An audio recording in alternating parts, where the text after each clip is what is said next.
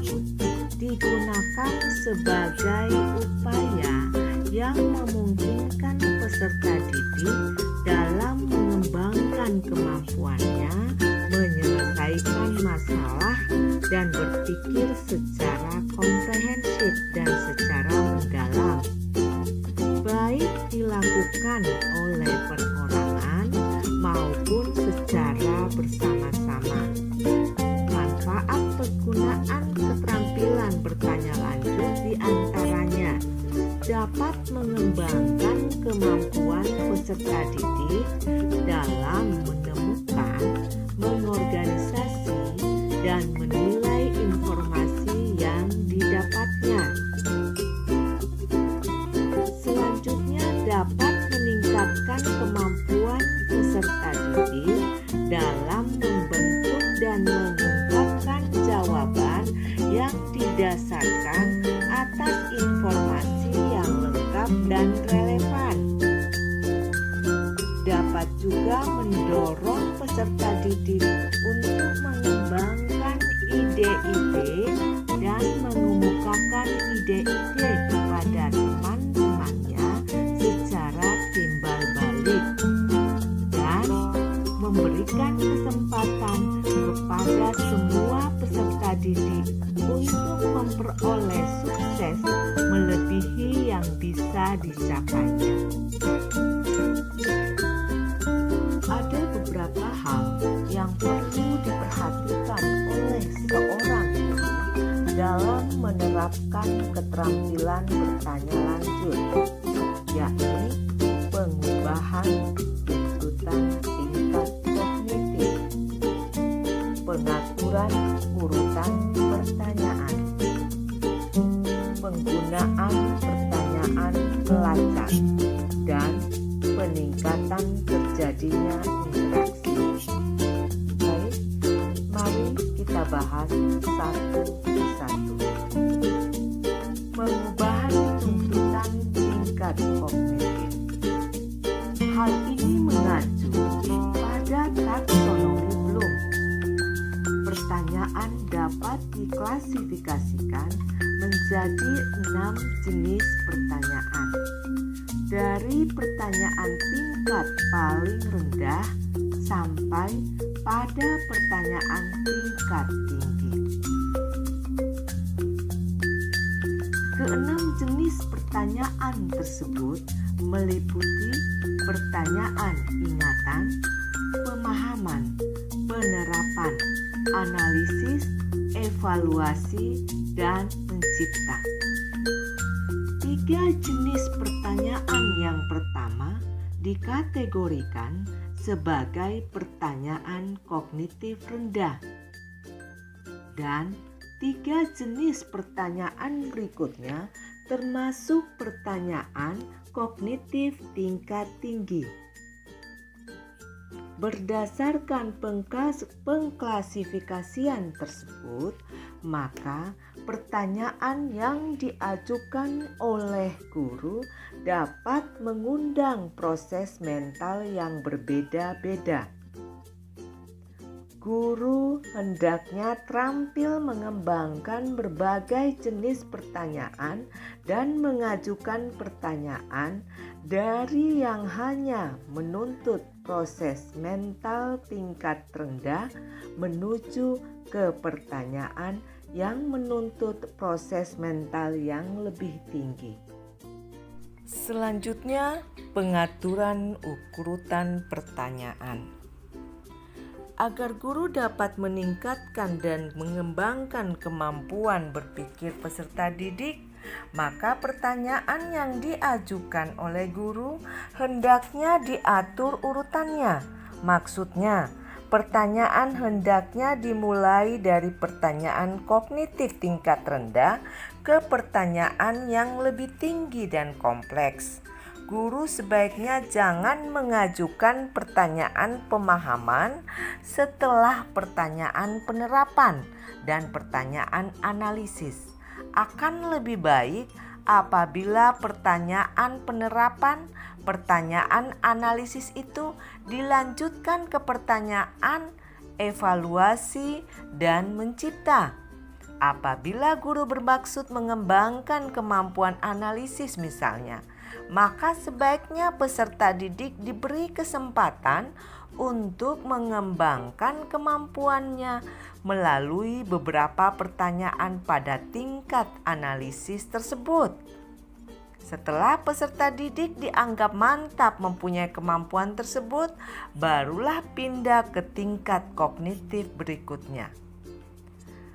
Pertanyaan yang paling efektif adalah pertanyaan yang diajukan oleh peserta didik harus dapat mendorong mereka untuk melakukan eksplorasi dan penyelidikan lebih lanjut untuk dapat memecahkan masalah dan berpikir secara kreatif. Hal yang ketiga yang perlu diperhatikan oleh seorang guru dalam menerapkan keterampilan bertanya lanjut adalah penggunaan pertanyaan pelacak. Pertanyaan pelacak ini digunakan jika jawaban yang diberikan peserta didik dianggap sudah benar tetapi masih dapat disempurnakan kembali.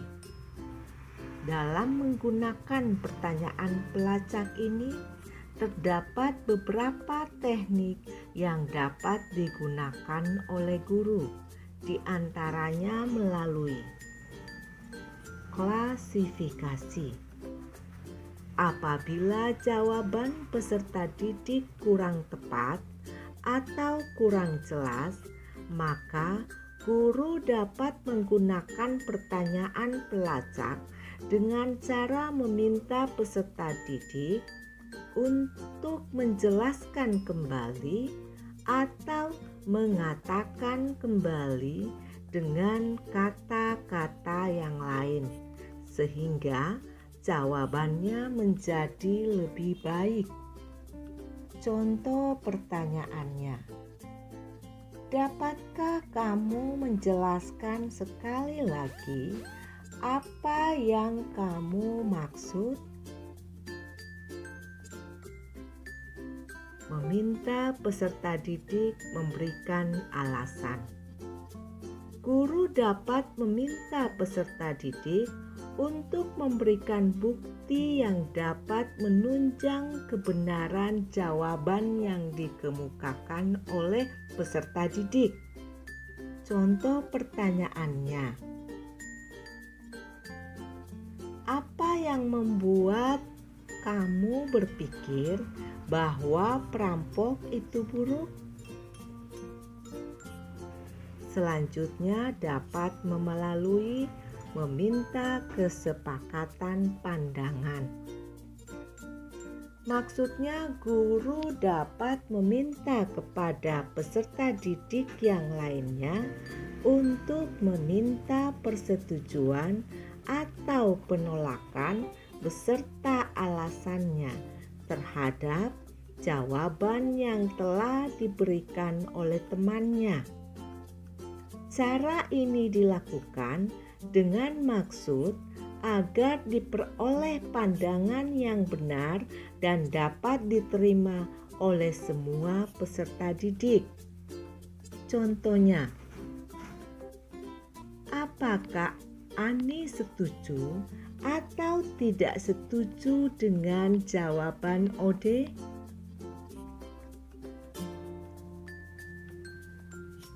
Meminta kesepakatan jawaban. Cara ini dilakukan apabila peserta didik mengemukakan jawaban yang kurang tepat, lalu guru meminta kepada peserta didik tersebut untuk meninjau kembali jawabannya agar diperoleh jawaban yang tepat. Apakah Ani berubah pikiran setelah mendengar jawaban dari Ambar? Hal yang keempat yang perlu diperhatikan guru adalah peningkatan terjadinya interaksi. Agar tercipta interaksi yang optimal antara guru dan peserta didik dan antara peserta didik dengan peserta didik, baik secara individual maupun kelompok, maka guru harus mengurangi perannya sebagai penanya sentral. Ada beberapa cara yang ditempuh oleh guru untuk mengurangi peran sentralnya. Di antaranya, guru harus mengupayakan agar pertanyaan tidak dijawab oleh seorang peserta didik, tetapi peserta didik yang lainnya hendaknya diberi kesempatan untuk mendiskusikan jawabannya bersama teman terdekatnya. Selanjutnya, guru hendaknya meminta peserta didik untuk bertanya, dan pertanyaan peserta didik itu tidak dijawab langsung oleh guru, tetapi pertanyaan tersebut dilontarkan kembali kepada peserta didik yang lain. Bahkan dapat pula meminta peserta didik untuk mendiskusikan jawaban atas pertanyaan temannya itu. Meminta peserta didik untuk bertanya sebaiknya banyak dilakukan oleh guru. Alasannya, jika peserta didik diberi kesempatan bertanya, berarti peserta didik dilibatkan dan diberi tantangan untuk berpikir. Dengan demikian, yang mendorong peserta didik berpikir bukan terletak pada memikirkan jawaban semata, tetapi mengharuskan peserta didik banyak bertanya dan bertanya terus. Hal ini akan mendorong dan memberikan rangsangan pada mereka untuk berpikir. Melibatkan peserta didik secara aktif dalam berpikir tingkat tinggi, mendorong peserta didik untuk berpikir kritis, berpikir kreatif, memecahkan masalah, melakukan eksplorasi. Hal ini memungkinkan untuk memberikan kesempatan kepada peserta didik mengevaluasi atas masalah apapun yang terkait dengan mata pelajaran atau materi yang dipelajari. Saudara mahasiswa, demikianlah penjelasan tentang keterampilan bertanya. Keterampilan ini harus terus dilatih secara berkelanjutan, sehingga pada akhirnya nanti ketika kalian menjadi guru, kalian akan menjadi guru yang terampil. Selamat berlatih, semoga sukses. Terima kasih.